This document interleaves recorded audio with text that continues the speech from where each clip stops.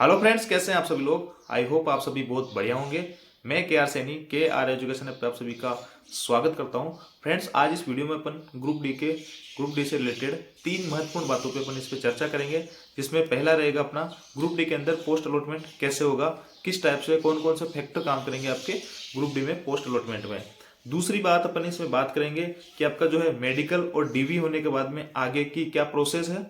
और तीसरी बात जो रहेगी कि जिनका डीवी और मेडिकल यहाँ पे हो गया है, क्या उनकी जॉब पक्की है या फिर जो इनकी जॉब अभी संशय बना हुआ है कि उनको जॉब मिल जाएगी या नहीं मिलेगी। इन 3 बातों पर अपन यहाँ पे डिटेल से चर्चा करेंगे। तो ये जो वीडियो है आप लोगों के लिए बहुत ज़्यादा हेल्पफुल होने वाला है, वीडियो को लास्ट तक जरूर देखिए।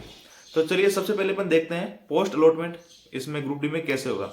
इसमें आपके 3 चीजें काम करेंगे दोस्तों। तीनों चीजों का जो है मिश्रण बन के फिर आपको जो है पोस्ट अलॉटमेंट होगा कि आपको जो है कौन सी पोस्ट यहाँ पे दी जाए। तो सबसे बड़ा रोल इसमें रहेगा आपका मेरिट का, सेकंड रोल रहेगा आपका मेडिकल का, और थर्ड रोल रहेगा आपका इसमें पोस्ट प्रेफरेंस जो आपने वहाँ पे जब फॉर्म फिलअप किया था तो अपना डाली थी।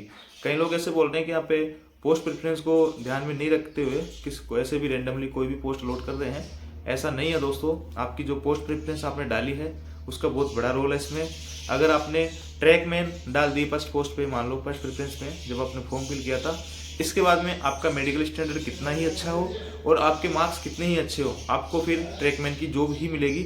अगर ट्रैकमैन में पोस्ट खाली है या फिर जो है ट्रैकमैन में अगर आप एलिजिबल हो तो आपको ट्रैकमैन ही पोस्ट मिलेगी, इसके अलावा दूसरी पोस्ट आपको नहीं मिलेगी। ऐसा नहीं है कि आपको A2 मेडिकल स्टैंडर्ड फिट हो या फिर जो है ट्रैकमैन का जो मेडिकल स्टैंडर्ड है वो आप फिट हो, ट्रैकमैन के लिए जो कट ऑफ हो वो आप क्लियर कर रहे हो और ट्रैकमैन ही आपका फर्स्ट प्रेफरेंस डाला हुआ है, तो उस केस में आपको ट्रैकमैन ही जॉब मिलेगी, दूसरी जॉब नहीं मिलेगी। अब दूसरी बात, मान लेते हैं आपने प्रेफरेंस में वहाँ पे पॉइंट्समैन डाल दिया और पॉइंट्समैन का आप सभी को पता है कि A2 मेडिकल स्टैंडर्ड है आपकी ग्रुप डी के अंदर। सभी जो 70 टाइप की पोस्ट है उसमें सबसे जो हार्ड यानी सबसे अपर लेवल का अगर मेडिकल स्टैंडर्ड है तो वो है आपका A2 यानी पॉइंट्समैन के लिए जो मेडिकल स्टैंडर्ड है।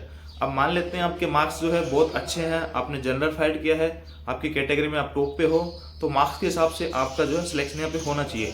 लेकिन अब पोस्ट जो है कैसे मिलेगी।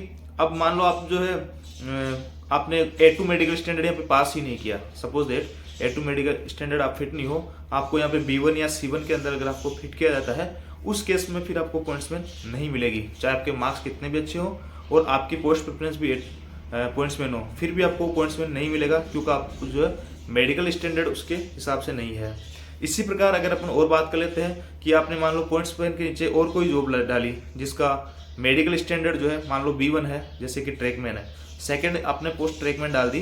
अब जो है अगर आपके नंबर कितने अच्छे हैं, मान लो आपके बहुत अच्छे खासे नंबर है और आपका मेडिकल स्टैंडर्ड जो है B1 नहीं बैठ रहा है, तो इस केस में फिर आपको ये ट्रैकमैन की पोस्ट नहीं दी जाएगी। इसके लो लेवल की यानी आपने जो है C1 स्टैंडर्ड अगर आपका फिट है तो फिर जो है आपको C1 की जॉब यहाँ पे दी जाएगी। इस हिसाब से इन तीनों का जो मिक्सर होगा यानी आपकी पोस्ट प्रेफरेंस हो गई, दूसरी आपका जो है मार्क्स हो गया आपके, और तीसरा मेडिकल स्टैंडर्ड, इन सब का जो मिक्स होकर निकलेगा वो आपको पोस्ट यहाँ पे मिलेगी दोस्तों। तो ये हो गया आपकी बात, हो गया आपके पोस्ट अलॉटमेंट आपका कैसे होगा। अब सेकंड नंबर बात करते हैं कि आफ्टर डीवी और मेडिकल आगे की क्या प्रक्रिया है। तो दोस्तों आप सभी लोगों का जैसे कि कई सारे जो उनका यहाँ पे हो गया है RRC का डीवी और मेडिकल हो चुके हैं, उनकी ब्लॉक डेट वगैरह भी आ गई है, कहीं का अभी होना बाकी है, तो सभी का थोड़े दिन में हो जाएगा। ज्वाइनिंग भी आपको बहुत जल्दी मिलने वाली है, जैसा कि सुनने में आ रहा है कि अप्रैल में जो है आपके फर्स्ट पैनल वालों को तो शायद ज्वाइनिंग दे ही देंगे। अप्रैल का जो फर्स्ट वीक में रोजगार मेला लगेगा उसमें आप लोगों को ज्वाइनिंग देने का यहाँ पे प्रोसीजर चल रहा है। अब दोस्तों डीवी और मेडिकल आपका हो गया है, इसके बाद में होगा आपका डिवीजन का अलॉटमेंट। डिवीजन का अलॉटमेंट जो है इसमें थोड़ा कुछ 10-15 दिन का टाइम लग सकता है और रेलवे जो है बहुत तेजी से यहाँ पे काम कर रही है क्योंकि उनको जो है रोजगार मेले के अंदर आपको जो है ज्वाइनिंग दिखाना है, आपको ज्वाइनिंग दिलवाना है। तो इस प्रकार आपको डिवीजन अलॉटमेंट होगा, फिर डिवीजन पे आप रिपोर्ट करोगे, वहां पे दोबारा आपकी जो है डीवी होगी। जैसा आप अभी डीवी करवा रहे हो दोस्तों, वैसी की वैसी डीवी वहां पे होगी और यही सारे डॉक्यूमेंट्स जो है दोबारा वहां आपसे मांगे जाएंगे। वहां पे एक एक्स्ट्रा चीज जो है अटेस्टेशन फॉर्म आपसे भरवाया जाएगा और अटेस्टेशन फॉर्म में अगर आपने कोई गलती की तो फिर बहुत बड़ी समस्या हो सकती है, जैसा कि कई सारे लोगों के साथ हुआ है। और आप सभी लोगों को जिनकी अभी डीवी नहीं हुई है उनको मैं पर्सनली सजेस्ट करना चाहूँगा कि आपके डॉक्यूमेंट्स में अगर किसी भी टाइप की मिस्टेक है, आपके फॉर्म में किसी भी टाइप की मिस्टेक है, तो उस मिस्टेक को, जैसे नाम मिस्टेक हो गई, स्पेलिंग मिस्टेक हो गई, एड्रेस के नेम में कोई स्पेलिंग मिस्टेक हो गई, काफ़ी सारे दोस्तों के साथ ऐसा हुआ है। तो मैं आपको सजेस्ट करूंगा कि आप जो है अपने फॉर्म को अच्छे से चेक कर ले, उसमें कोई जो है गलती तो नहीं है। अगर उसमें कोई गलती होगी तो प्रॉब्लम हो सकती है। और आप अपने फॉर्म को अच्छे से चेक कीजिए, और उसमें किसी भी टाइप की अगर मिस्टेक है तो आप जो है जब डीवी करवाने जाओ तो वहाँ पे जो डीवी करवाने वाले ऑफिसर्स हैं उनकी नज़र में आए या ना आए वो चीज़ आप जो है आगे से बताइए कि सर मेरे डॉक्यूमेंट्स में यहाँ पे मेरे नाम में मिस्टेक है, तो इसके लिए मेरे को क्या करना है। उससे पहले आपको आप एक काम करना है कि आपको एफिडेविट जो है बना के साथ ही लेके जाना है। अगर वो लोग एफिडेविट आपसे मांग लेंगे तो आप एफिडेविट वहाँ पे दे सकते हो। और अगर आप घर से बनवा के भी नहीं ले जा रहे हो एफिडेविट, और आपके डॉक्यूमेंट्स में कुछ कमी पाई जाती है और वहाँ पे एफिडेविट की जरूरत पड़ती है, तो आप जो है नियर बाई जहाँ भी आपका डीवी हो रहा है उसके नियर बाई कहीं भी आप जो है एफिडेविट बनवा सकते हो। जैसा कि हमारे साथ में काफ़ी बच्चे ऐसे थे जिनके अलग अलग टाइप की यहाँ पे दिक्कत आ रही थी, जैसे कोई एनओसी लेके नहीं गया था, कोई कुछ मतलब अलग अलग टाइप की प्रॉब्लम आ रही थी, तो जिनको भी वहाँ पे एफिडेविट की जरूरत पड़ी थी तो उन लोगों ने जो है अजमेर में ही एफिडेविट बनवा लिया था। ऐसा जरूरी नहीं है कि आप जहाँ के हो वहीं का एफिडेविट बनेगा या वहीं बनेगा, आप कहीं से भी आपका जहाँ डीवी हो रहा है उसके पास आसपास भी आपका एफिडेविट बन जाएगा। तो इस प्रकार डीवी के अंदर आपको बहुत ध्यान रखना है।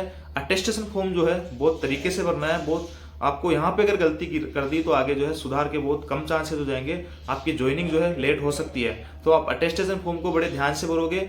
मैंने इसके ऊपर एक डिटेल वीडियो बना रखा है कि अटेस्टेशन फॉर्म कैसे भरते हैं और डिवीजन का अलॉटमेंट किस आधार पे होता है, उसका लिंक मैं आपको डिस्क्रिप्शन दे दूंगा, तो आप वहां जाके देख सकते हो। वो वीडियो आप लोगों के लिए बहुत ही ज्यादा हेल्पफुल होने वाला है। उसको काफी सारे लोगों ने देखा है और काफी सराहा है भी उस वीडियो को, तो आप भी जरूर देखोगे। इसके बाद दोस्तों बात करते हैं कि आपको जो है आफ्टर मेडिकल और डीवी होने के बाद भी जॉब से निकाल दिया जाएगा क्या, या जो है आपको जॉब मिलेगी या नहीं मिलेगी, आपकी जॉब पक्की है या नहीं है। ऐसे बहुत सारे कमेंट्स आ रखे हैं। तो देखिए इसमें ऐसा होता है, आपकी जॉब जिनका डीवी और मेडिकल हो गया है उनकी 99% तो जॉब इनकी वहां पे पक्की ही होती है। लेकिन कुछ परसेंट 1% अपन यहाँ पे मान सकते हैं कि किसी बच्चे के साथ में ऐसा हो सकता है कि उसको डीवी और मेडिकल की बाद भी यहाँ पे जॉब नहीं दी जाए। और वो अपन समझते हैं कि वो ऐसा कैसे कब होता है और कैसे होता है। अब समझ रहे हैं इस चीज को कि मान लेते हैं एक कैंडिडेट है जिसके बहुत अच्छे मार्क्स है और उसका मेडिकल स्टैंडर्ड उसने जो है C1 मेडिकल स्टैंडर्ड उसने अगर प्रेफरेंस में डाल रखा है, या फिर जो है उसका मेडिकल स्टैंडर्ड वो C1 ही आता है, यानी A2 में B1 B2 में वो फेल हो जाता है,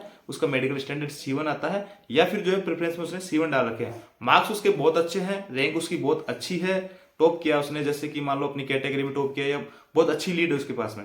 एक दूसरा कैंडिडेट होता है जो एकदम बॉर्डर के ऊपर होता है, जो कट ऑफ के जस्ट नियर बाय होता है, और उसने भी जो है वहां पे उसका मेडिकल स्टैंडर्ड उसको C1 मिलता है। मान लेते हैं B1 B2 में फेल हो जाता है, A1 A2 मतलब A2 स्टैंडर्ड उसको नहीं मिलता है और उसको जो है C1 स्टैंडर्ड उसको मिलता है। उस केस में अपने पास में C1 में कैंडिडेट हो गए, एक तो जिसके बहुत अच्छे मार्क्स है और एक जिसके बहुत बॉर्डर के बराबर है।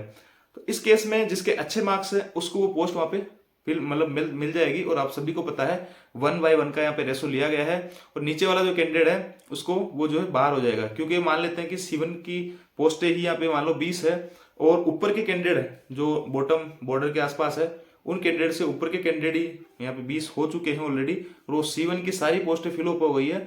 फिर जो है जिसके बिलो मार्क्स है, जिसके बॉर्डर के पास में मार्क्स है, उसको पोस्ट का अलॉटमेंट नहीं होगा, क्योंकि दूसरे जो पोस्ट है उसके लिए उसका मेडिकल स्टैंड नहीं होता है, और C1 की पोस्टें उन लोगों से भर दी जाती है जिनके मार्क्स वहां पे अच्छे होते हैं। दोस्तों मैं इतना दावे के साथ में इसलिए कह रहा हूँ क्योंकि 2018 में भी काफी सारे बच्चों के साथ में ऐसा हुआ था। हालांकि ऐसे बच्चों की संख्या बहुत ज्यादा तो नहीं थी, लेकिन कुछ एक बच्चों के साथ में ऐसा हो सकता है कि उनको जो है आफ्टर डीवी और मेडिकल सक्सेसफुली होने के बाद भी उनको जॉब यहाँ पे नहीं मिले। जब वो ऐसे लोग जो है अपना 2018 में जब वो रिजल्ट अपना चेक कर रहे थे तो वहां पे लिखा आ रहा था कि C1 मेडिकल स्टैंडर्ड आपको मिला है और C1 की जो है सारी पोस्टें फिल कर दी गई है जिनके मार्क्स आपसे ज्यादा है। तो अब जो है C1 मेडिकल स्टैंडर्ड के हमारे पास में कोई पोस्ट नहीं है, इसलिए आपको कोई पोस्ट यहाँ पे नहीं दी जा रही है, ऐसा उसके लिखा आ रहा था। तो इस प्रकार जो है अभी आपकी जॉब यहाँ पे श्योर नहीं है। जिनके बहुत अच्छे मार्क्स है और मेडिकल स्टैंडर्ड ठीक ठाक अच्छा हो गया है तो वो लोग अपनी जॉब श्योर मान सकते हैं। बाकी जिनके मार्क्स एकदम यहाँ एवरेज या बॉर्डर के आसपास ही है तो वो लोग जो है यहाँ पे अपनी जॉब यहाँ पे श्योर नहीं मान सकते हैं, इनके साथ में कुछ भी हो सकता है। तो आई होप दोस्तों ये जो वीडियो है ये जानकारी आपको अच्छी लगी होगी। अगर जानकारी आपको अच्छी लगी हो तो चैनल को लाइक शेयर सब्सक्राइब करें। Thank you.